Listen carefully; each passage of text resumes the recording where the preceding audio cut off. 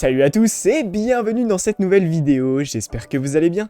Aujourd'hui on va parler des parutions du mois d'août 2022 et ça risque comme d'habitude en ce moment d'être assez rapide puisque nous avons eu que 7 parutions pour 5 dates. Donc voilà, ça risque d'être assez rapide. On commence tout de suite le 10 août avec la sortie du tome 2 du crossover Panini Crimson Reign.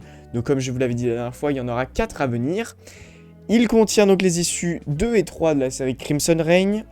Je prends mes notes parce que sinon je vais oublier des choses. L'issue 19 de la série Dark Vador 2020, l'issue 18 de la série Dr. Aphra 2020, l'issue 20 de la série Bounty Hunters 2020, les issues 20 et 21 de la série Star Wars 2020, et il est sorti le même jour en couverture souple et en couverture cartonnée.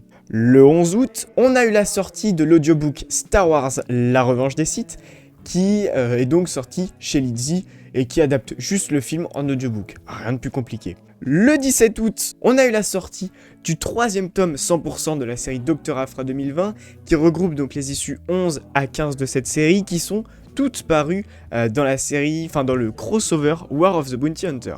Et le même jour, on a également eu un autre tome 3 au format 100%, mais cette fois-ci pour la Haute République.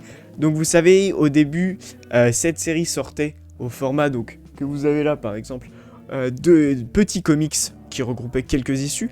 Et là, pour la première fois, on a eu directement un 100%, donc pour ce tome 3. Le 24 août, on a eu la sortie d'un omnibus Star Wars, donc là vous allez me dire, mais de quoi il parle? En gros, ça regroupe, pour vous donner une idée, plusieurs deluxe. Je pourrais vous faire une vidéo un jour sur la hiérarchie des Panini, des comics Panini, mais en gros vous avez les 100%, au-dessus vous avez les deluxe, et quand ça regroupe plusieurs deluxe, vous avez un omnibus. Et donc cet omnibus regroupe les 44 premières issues de la série originale Marvel donc de Star Wars, qui était sortie dans les années 80, et plus précisément qui avait débuté en 1977.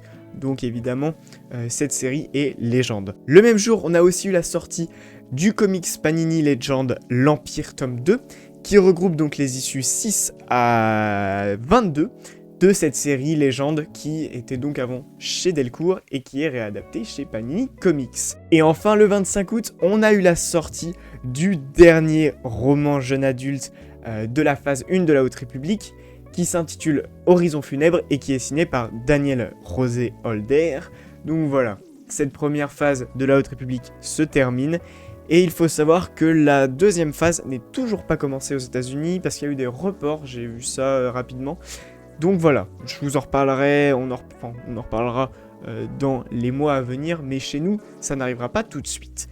Voilà, j'arrive déjà à la fin de ces parutions du mois d'août 2022. Vous voyez, ça a été très rapide.